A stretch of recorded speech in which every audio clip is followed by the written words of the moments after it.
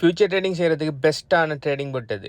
Future trading செய்கிறதுக்கு நீங்கள் பொட் பாவிக்க தேவையில்ல, ஃபண்டமெண்டல் அனாலிசிஸ் பண்ண தேவையில்ல, டெக்னிக்கல் அனாலிசிஸ் பண்ண தேவையில்ல, மார்க்கெட் சென்டிமெண்ட் எதுவுமே பார்க்க தேவையில்ல. கண்ணை மூடிட்டு மேலே போமா கீழே வருமானு சொல்லி நீங்கள் நினச்சிக்கிட்டு எதுனான உண்டு 50-50, அதாவது கோயினை டொஸ் பண்ண மாதிரி தான். மேலே போமா கீழே வருமானு சொல்லி ப்ரெடிக்ட் பண்ணி போட்டு இதில் அப் இல்லாட்டி டவுனை கிளிக் பண்ணிங்கன்னு சொன்னால் அதை அப் அண்ட் டவுனை பை அண்ட் செல்லுன்ற பேரில் வச்சுருப்பாங்க. ஒரு எக்ஸ்சேஞ்சை பொறுத்து சில எக்ஸ்சேஞ்சில் உண்மையாகவே அப் அண்ட் டவுன்னு போட்டிருப்பாங்க, சில எக்ஸ்சேஞ்சஸில் பை அண்ட் செல்லுன்னு சொல்லி உங்களை பே காட்டுறதுக்கு போட்டிருப்பாங்க. ஸோ அதில் மேலேயா கீழேயான்னு சொல்லி ப்ரெடிக்ட் பண்ணிங்கன்னா அதில் எதுனான்னு வந்து கொள்ளும். அதுக்கு நீங்கள் ஃபண்டமெண்டல் அனாலிசிஸ் செய்ய தேவையில்ல, டெக்னிக்கல் அனாலிசிஸ் செய்ய தேவையில்ல, மார்க்கெட் சென்டிமெண்ட் ஒன்றுமே பார்க்க தேவையில்ல. ஓகே, மேலேயா கீழேயான்னு சொல்லி நீங்கள் ப்ரெடிக்ட் பண்ணுங்கள். யார் எந்த பக்கம் கூடுதலான ப்ரெடிக்ஷன் நடக்கும், அதுக்கு எது திசையில் மார்க்கெட் நகரும், அதில் உங்களுக்கு சான்ஸ் கொள்ளும்னா உங்களுக்கு இது லாபம் கிடைக்கும். அப்படி இல்லாட்டி நீங்கள் போட்ட காசு மைனஸில் போய் அது உங்களோட லிக்விடேஷன் அமௌண்ட்டை விட பெருசாக பண்ணிக்கணுன்னா ஜீரோவில் வந்து லிக்விடேட் ஆகும்.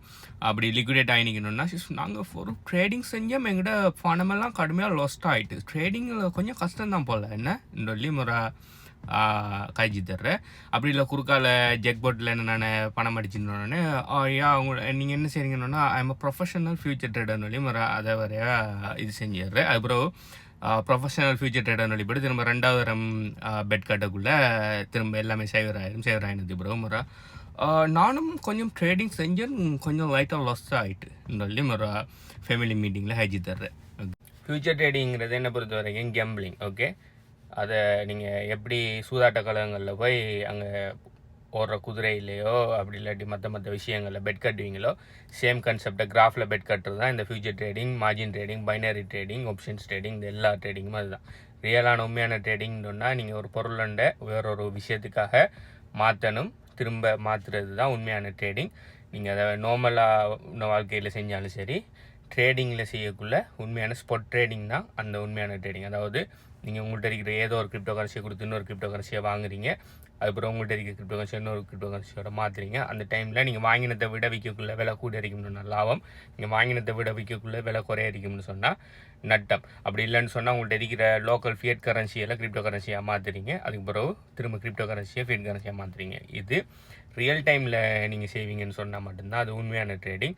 நீங்கள் ஃபியூச்சர் மார்க்கெட்டில் செஞ்சாலும் சரி, ஆப்ஷன்ஸ் மார்க்கெட், இந்த பைனரி எல்லாமே சூதாட்டம். அதில் செஞ்சு விட்டு தயவு செய்து ட்ரேடிங் பண்ணுறோம்னு சொல்லி பிதி தெரியாதீங்க. அடுத்தது அதுக்கு நீங்கள் அந்த மாதிரி பெட்டிங் கட்டுறதுக்கெல்லாம் நீங்கள் ட்ரேடிங் போட்டெல்லாம் தேடி தெரிஞ்சு டைம் அண்ட் மணியை வேஸ்ட் பண்ணாதீங்க.